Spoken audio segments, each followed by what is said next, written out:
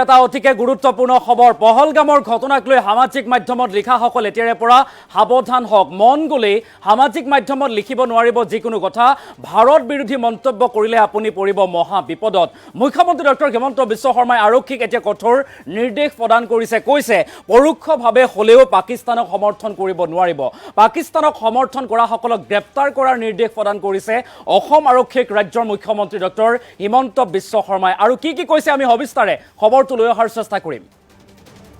এই মুহূৰ্তৰ আটাইতকৈ ডাঙৰ খবৰ লৈ আহিছো পাকিস্তানক সমৰ্থন কৰা সকলক গ্ৰেপ্তাৰ কৰাৰ নিৰ্দেশ প্ৰদান কৰিছে মুখ্যমন্ত্ৰী ডক্টৰ হিমন্ত বিশ্ব শৰ্মাই অসম আৰক্ষীক নিৰ্দেশ দিছে এতিয়া মুখ্যমন্ত্ৰী গৰাকীয়ে সামাজিক মাধ্যমত পহলগামৰ ঘটনাক লৈ কিবা লিখা পূৰ্বে আপুনি সাৱধান হওক একাংশ ব্যক্তিয়ে পাকিস্তানক সমৰ্থন কৰাৰ প্ৰৱণতা ৰাখে বুলি উল্লেখ কৰিছে সংবাদ মেল যোগে মুখ্যমন্ত্ৰী ডক্টৰ হিমন্ত বিশ্ব শৰ্মাই ডাঙৰ মন্তব্য কৰিছে আমিনুল ইছলামৰ মন্তব্যও ক্ষোভিত কৰিছে অসমৰ জনতাক বা ৰাইজক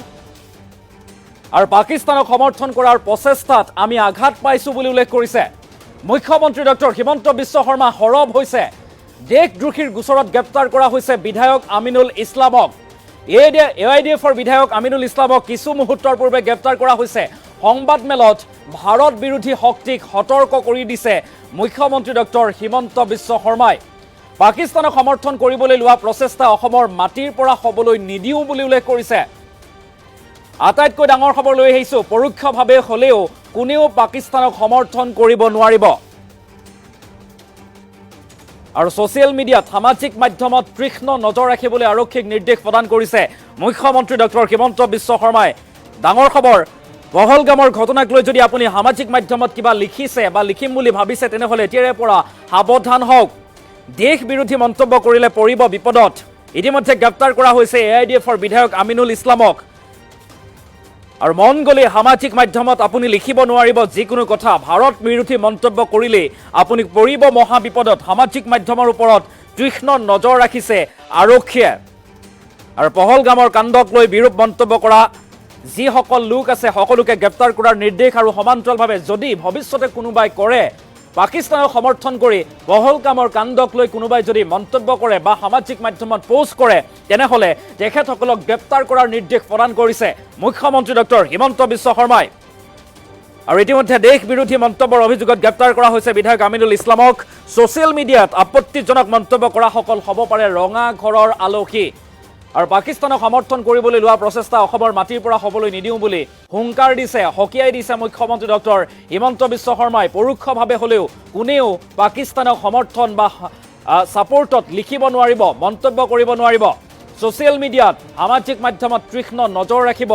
আৰক্ষীয়ে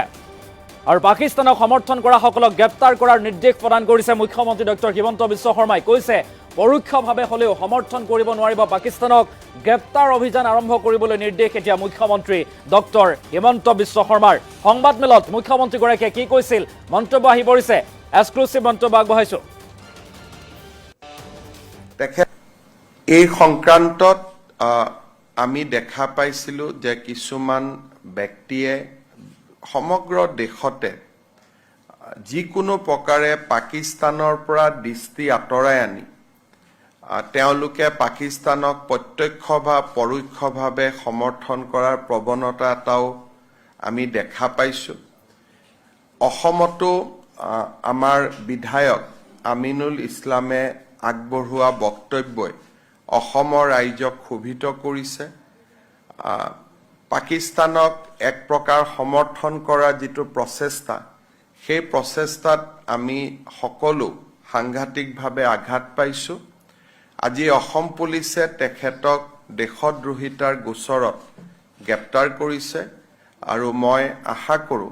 যে অসম পুলিচে তেওঁক আদালতৰ সন্মুখলৈকে লৈ যাব আৰু আদালতে এই ধৰণৰ ঘটনাৰ যথাযোগ্য বিচাৰ কৰিব মই এষাৰ কথা সকলোকে বিশেষকৈ যি বিভেদকামী শক্তি ভাৰত বিৰোধী শক্তি আমাৰ দেশত সক্ৰিয় হৈ আছে তেখেতসকলক মই সতৰ্ক কৰি দিব খোজো যে প্ৰত্যক্ষ বা পৰোক্ষভাৱে পাকিস্তানক সমৰ্থন কৰিবলৈ লোৱা যিকোনো প্ৰচেষ্টা অসমৰ মাটিৰ পৰা আমি হ'ব নিদিওঁ আৰু এনেকুৱা ধৰণৰ প্ৰচেষ্টা সংগঠিত হলেই ছ'চিয়েল মিডিয়াৰ পোষ্ট হওক, ফেচবুকৰ পোষ্ট হওক বা আন ধৰণে প্ৰত্যক্ষ বা পৰোক্ষভাৱে পাকিস্তানক সমৰ্থন কৰিবলৈ চেষ্টা কৰিলে অসম পুলিচক পোনছাটেই ব্যৱস্থা ল'বলৈ মই নিৰ্দেশ দিছোঁ আৰু অসম পুলিচে এই ক্ষেত্ৰত সক্ৰিয়তাৰে ব্যৱস্থা গ্ৰহণ কৰিব। এই সংক্ৰান্তত আমি দেখা পাইছিলোঁ যে কিছুমান ব্যক্তিয়ে সমগ্ৰ দেশতে যিকোনো প্ৰকাৰে পাকিস্তানৰ পৰা দৃষ্টি আঁতৰাই আনি তেওঁলোকে পাকিস্তানক প্ৰত্যক্ষ বা পৰোক্ষভাৱে সমৰ্থন কৰাৰ প্ৰৱণতা এটাও আমি দেখা পাইছোঁ। অসমতো আমাৰ বিধায়ক আমিনুল ইছলামে আগবঢ়োৱা বক্তব্যই অসমৰ ৰাইজক ক্ষোভিত কৰিছে। পাকিস্তানক এক প্ৰকাৰ সমৰ্থন কৰা যিটো প্ৰচেষ্টা, সেই প্ৰচেষ্টাত আমি সকলো সাংঘাতিকভাৱে আঘাত পাইছোঁ। আজি অসম পুলিচে তেখেতক দেশদ্ৰোহিতাৰ গোচৰত গ্ৰেপ্তাৰ কৰিছে আৰু মই আশা কৰোঁ যে অসম পুলিচে তেওঁক আদালতৰ সন্মুখলৈকে লৈ যাব আৰু আদালতে এই ধৰণৰ ঘটনাৰ যথাযোগ্য বিচাৰ কৰিব। মই এষাৰ কথা সকলোকে বিশেষকৈ যি বিভেদকামী শক্তি, ভাৰত বিৰোধী শক্তি আমাৰ দেশত সক্ৰিয় হৈ আছে, তেখেতসকলক মই সতৰ্ক কৰি দিব খোজোঁ যে প্ৰত্যক্ষ বা পৰোক্ষভাৱে পাকিস্তানক সমৰ্থন কৰিবলৈ লোৱা যিকোনো প্ৰচেষ্টা অসমৰ মাটিৰ পৰা আমি হ'ব নিদিওঁ আৰু এনেকুৱা ধৰণৰ প্ৰচেষ্টা সংঘটিত হ'লেই ছ'চিয়েল মিডিয়াৰ পোষ্ট হওক, ফেচবুকৰ পোষ্ট হওক বা আন ধৰণে প্ৰত্যক্ষ বা পৰোক্ষভাৱে পাকিস্তানক সমৰ্থন কৰিবলৈ চেষ্টা কৰিলে অসম পুলিচক পোনছাটেই ব্যৱস্থা ল'বলৈ মই নিৰ্দেশ দিছোঁ আৰু অসম পুলিচে এই ক্ষেত্ৰত সক্ৰিয়তাৰে ব্যৱস্থা গ্ৰহণ কৰিব।